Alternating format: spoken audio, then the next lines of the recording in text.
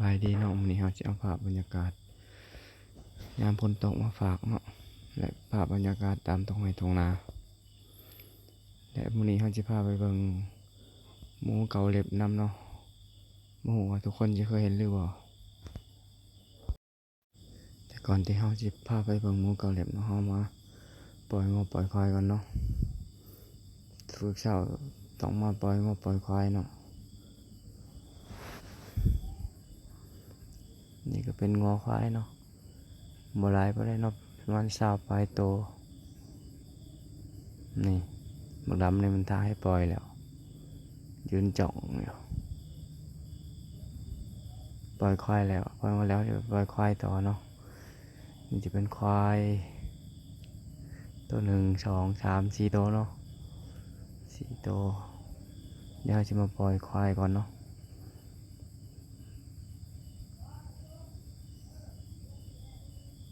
ตัวนี้จะเป็นจ่าฝูงเนาะ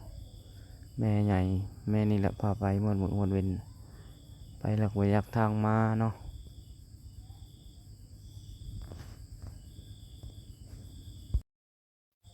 ส่วนนี้จะเป็นภาพบรรยากาศในตะกร้าเนาะที่เรากำลังเตรียมวานใจเพื่อเห็นหน้าปีในปีนี้เนาะ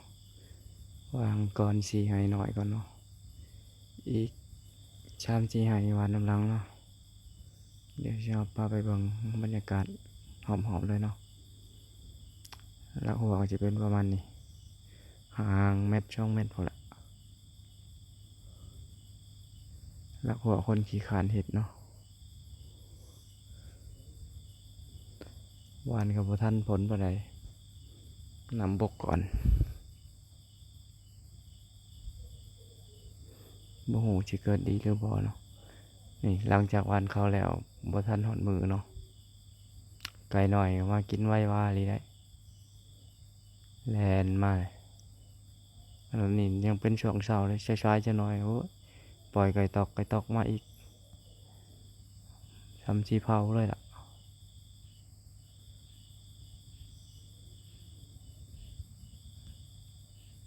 นี่เริ่มไปเลยได้นี่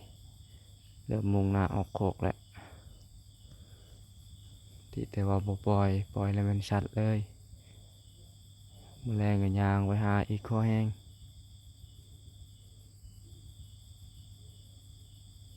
นั่นไปแล้วบัดนี้บ่เคยอยู่ดอกน้ำนาเองนะไปอยู่แต่น้ำนาโมคือคนนั่นแหละไปลินตลอด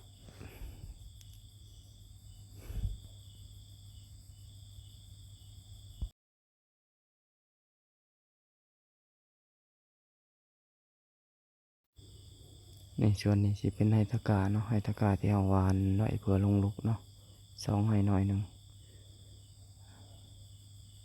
ที่แต่ผมมาจอบเนาะเป็ดก็วางปล่อยวางกินนี่เขามาเลยนะไว้ว่านี่ได้เป็ดก็ได้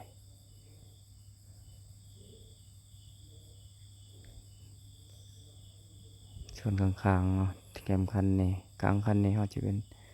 เพราะว่าวานจะชนเก่าเนาะมันจะมีกงมักเขือหน่อยเนาะก็มาเขืออยู่จนนี้จะเป็นห้อยโป่งเนาะแต่ก่อนมีร้ายเนาะแถวบริเวณนี้เนาะแต่ว่าเดี๋ยวนี้แม่ค้าเขารับซื้อโลหนึ่ง40-50 พันนี่บนเรือยังแหละอีกปี2 ปีก็น่าจะรับเนาะว่าบ่อยากงามไปเลยเนาะตะกะว่าห่างบ่ฮู้ว่าสิพอหรือบ่แหละ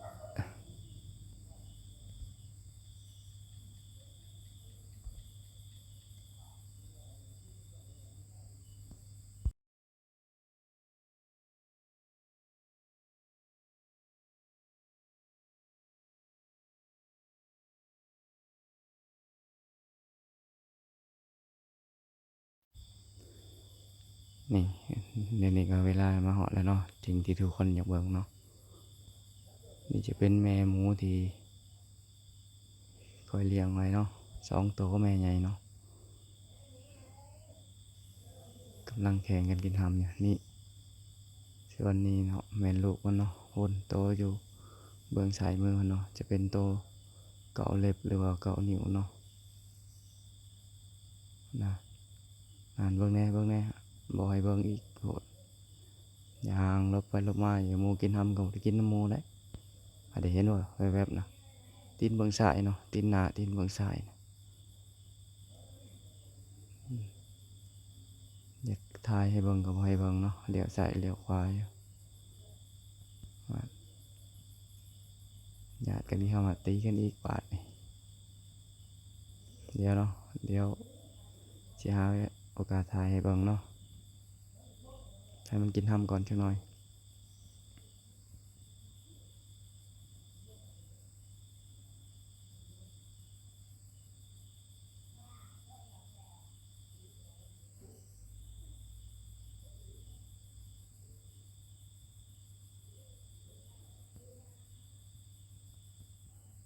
เดี๋ยวสิซูมเข้าให้เห็นชัดๆเนาะ